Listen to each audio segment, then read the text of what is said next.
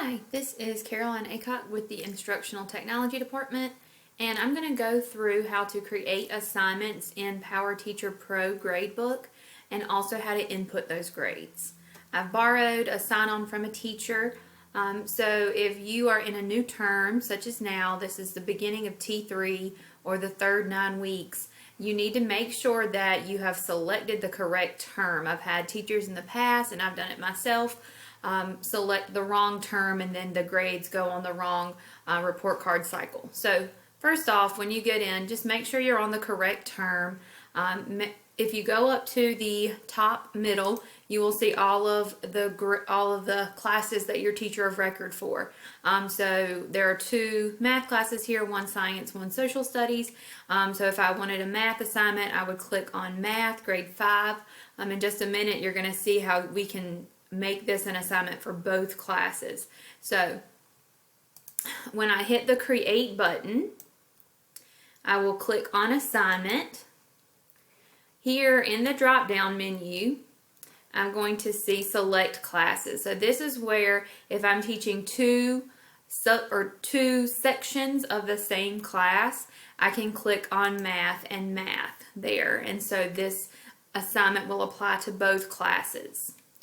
Here under assignment name, you can name it whatever you want to, but I urge you to be as specific as possible without being so lengthy, so that then you will see it, the students will see it, the parents will see it, and it's easy to understand what the grade was for.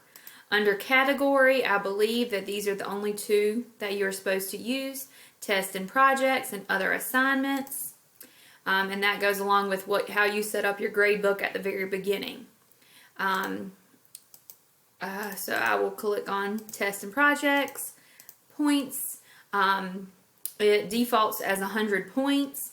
You always click on count in the final grade, and having a due date is also very important. As soon as you create your assignment, students and parents are going to be able to see that it's there, and they'll be able to see the due date. So just make sure you do put in that correct due date, and then after you're done, you will hit save and close. But since this is an actual class, I'm not going to save it.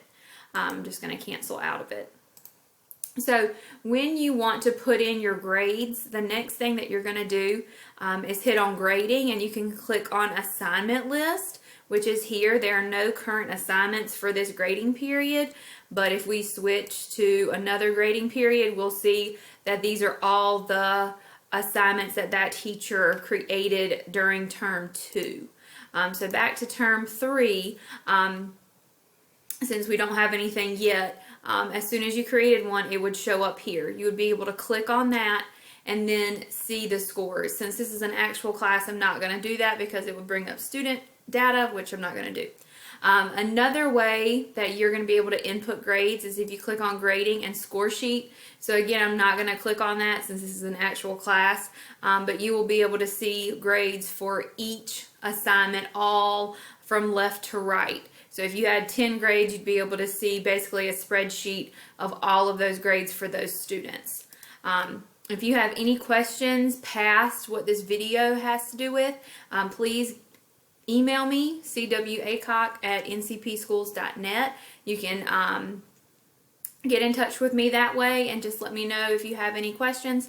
I can Zoom with you or come to your school and go over it more in detail if you need that.